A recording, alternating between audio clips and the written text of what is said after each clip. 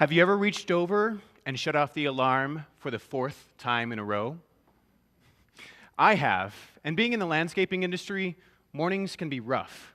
So that's when I decided to figure out what it was that helped people get going and keep up the momentum. I wanted the secret to completing the boring yet important tasks each day. That's when I discovered the law of momentum.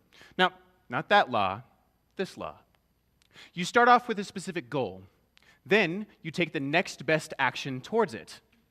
Recognize your accomplishments, and then celebrate proportionately. Repeat. So instead of hitting the snooze, just sitting up in bed. Now you're not laying down. Success. Throw your legs over the side of the bed.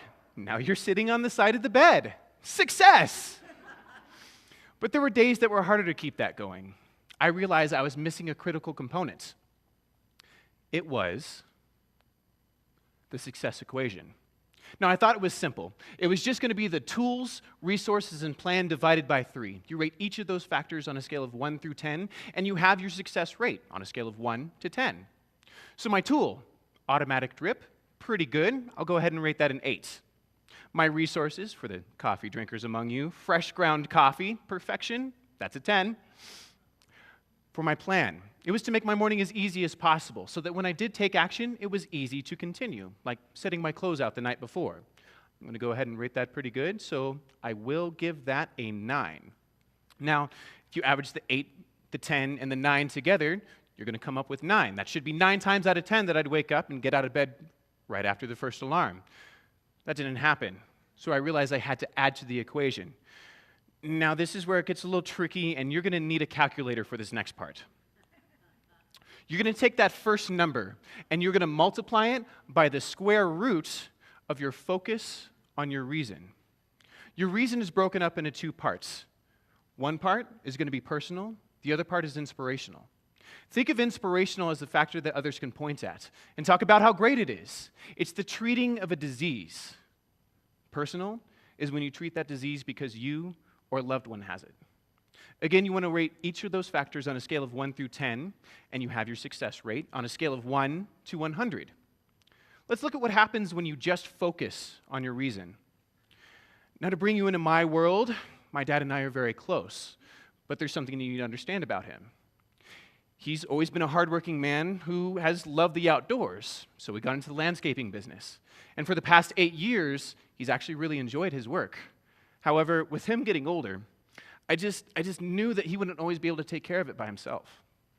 That's why I decided to come into his business. I wanted to build it up to a sustainable point where he wouldn't have to worry about going out in the field at 70. It wasn't inspirational to put together proposals or do interviews, but when I thought about the kind of future that I could create, I took action. Let's look at an example that you could put into the whole equation, the young Benjamin Franklin. Now, when he was 16, he worked for his brother. His brother owned a print shop as well as a local newspaper. His brother and his brother's friends, they were writing articles for this newspaper, and they were gaining notoriety among the community. Benjamin wanted this as well, but he knew his brother would not want to publish something written by a 16-year-old boy. So, what did Benjamin do? His tools. He had a pen and paper. Simple, yet effective. I'm going to go ahead and rate that a 9. His resources were his wit, his cleverness, and disguised penmanship. Obviously, he didn't want to get caught. Now, I'm going to consider that second to none, and I'm going to give that a 10. His plan. He was to sneak out in the secret of nightfall. He would slip the letter underneath the door of the newspaper, and then he would also write underneath the alias Silence Dogood. It was a widow of a country minister, someone well-respected among the community. This is a pretty good plan, but there were some flaws. I'll kind of get back to that a little bit later. I'm just going to rate that an 8. For something personal, he wanted to write about his opinions.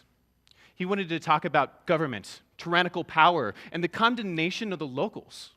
I consider this pretty personal, and I'll go ahead and rate that a 9. Inspirational. He was a 16-year-old boy that was disguising himself as a widow in the 1700s. I consider that pretty inspirational, and I'm giving that a 10.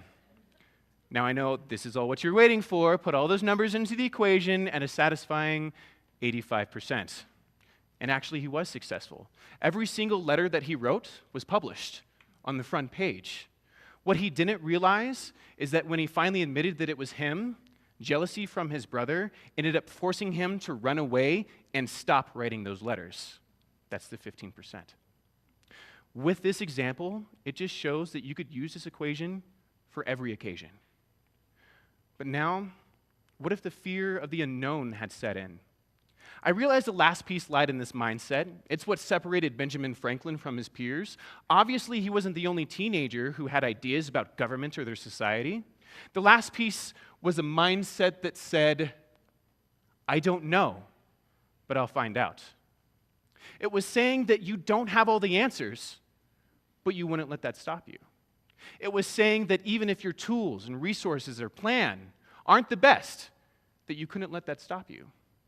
It was admitting that you may not have the right information, but you won't let that stop you. So now, with the law of momentum, the success equation, and the right mindset, you could accomplish anything you want to achieve. And tomorrow morning, when I'm laying in bed and it's cold outside my covers, when I'm smelling the coffee and I don't know what calls are going to come in, I'll think about the people who depend upon me. I'll throw my legs over the side of the bed, and I'll get up. Thank you.